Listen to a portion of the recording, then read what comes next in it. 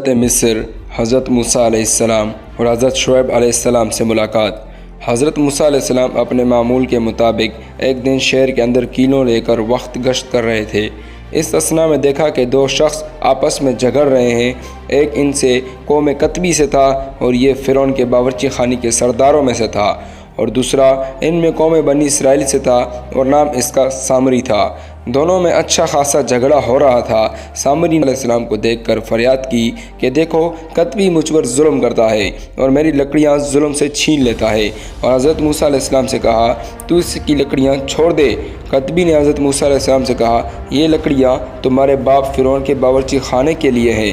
پھر حضرت موسیٰ علیہ السلام نے ان سے کہا میرے کہنے سے اسے چھوڑ دے اور دوسری لکڑیاں لے لو، لیکن کتبی نہ مانا۔ پھر حضرت موسیٰ علیہ السلام نے اس کتبی کے سینے پر ایک گھونسا مارا کہ وہ زمین پر گر پڑا اور فوراً اس کی روح قفس عنصری میں پرواز کر گئی۔ اس کے بعد حضرت موسیٰ علیہ السلام نے سامری کو وہاں سے بھگا دیا اور خود بھی وہاں سے چلا گیا۔ اس کے بعد سب کتبی آئے اور اس سردار کتبی کو مرا دیکھا۔ اس کی خبر فرعون مالون کو پہنچائی۔ فرعون بولا جاؤ اور اس قاتل کو پکڑ کر میرے پاس لاؤ۔ تمام کتبیوں نے بہت تلاش کیا لیکن اس کا قاتل نہ ملا۔ پھر اس مرے ہوئے کتبی کو لے جا کر دفن کر دیا۔ اگرچہ فرعون کافر بے شک تھا مگر عدل و انصاف ظالم و مظلوم کا کیا کرتا تھا، لیکن اس کا قاتل نہ پا کر اس کی صبح کو اٹھ کر حضرت موسیٰ علیہ السلام شہر میں ڈرتا ہوا گیا اور دیکھا کہ شہر کا حال احوال دیکھوں کہ کیا حال احوال ہے شہر میں۔ اور پھر اس کے بعد اسی شخص کو دیکھا کہ وہ ایک اور شخص کے ساتھ جھگڑا کر رہا تھا۔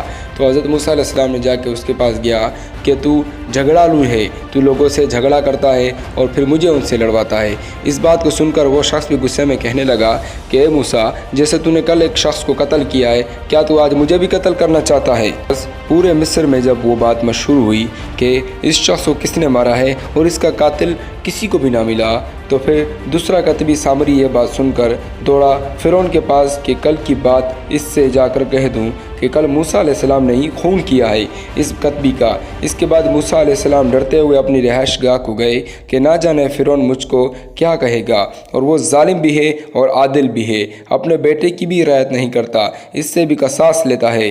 اپنی محترمہ والدہ صاحبہ سے پوشیدہ باتیں کر رہے تھے، اس وقت ایک شخص نے آ کر خبر دی کہ اے موسیٰ، تم کو فرعون مار ڈالنے کی فکر میں ہے، اس کتبی کا قصاص تم سے لے گا، تم اس شہر سے کسی دوسرے شہر چلے جاؤ تب تم بچ سکو گے، ورنہ پھر مشکل ہے، اور میں تمہارا خیر خواہ ہوں۔ میں نے تم کو یہ خبر سنا دی ہے، اور خبر دینے والا بھی فرعون کا چچیرا بھائی مومن مسلمان ایمان والا تھا۔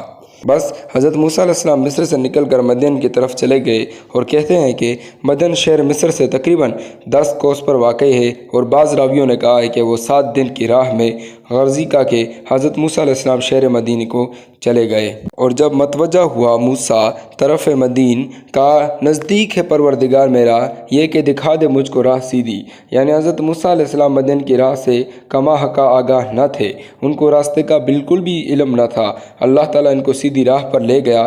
جب پہنچے مدین کے پانی پر تو دیکھا کہ ایک جماعت لوگوں کی کہ پانی پلاتی ہے اور اپنے مویشی کو، اور اس کے سوا اس پانی کے قریب پائیں 2 عورتیں جو رکی کھڑی تھیں۔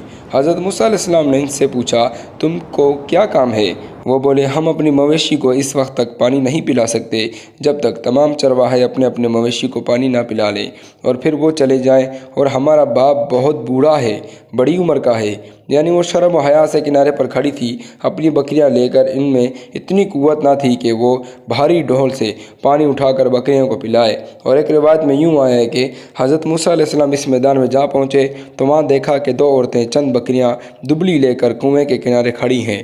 حضرت موسیٰ علیہ السلام نے پوچھا تم کون ہو، یہاں کیوں کھڑی ہو؟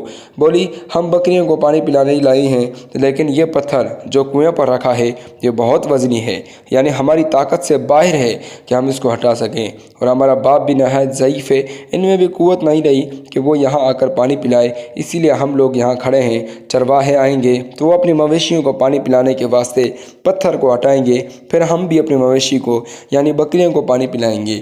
جب حضرت موسیٰ علیہ السلام نے یہ بات سنی تو زور ہمدردی انہوں نے اس پتھر کو کنویں سے ہٹا دیا اور پھر اس کنویں سے پانی بھر کر ان بکریوں کو پلا دیا۔ اس کے بعد وہ چونکہ بہت تھکے ماندے بھوکے پیاسے تھے، ایک درخت سایہ دار کے نیچے جا بیٹھے اور خدا تعالی سے درخواست کی کہ یا الہی مجھ کو کچھ کھانے کو دے، اور میں اس قوت شدت بھوک میں مبتلا ہوں۔ پارٹ 6 جلد۔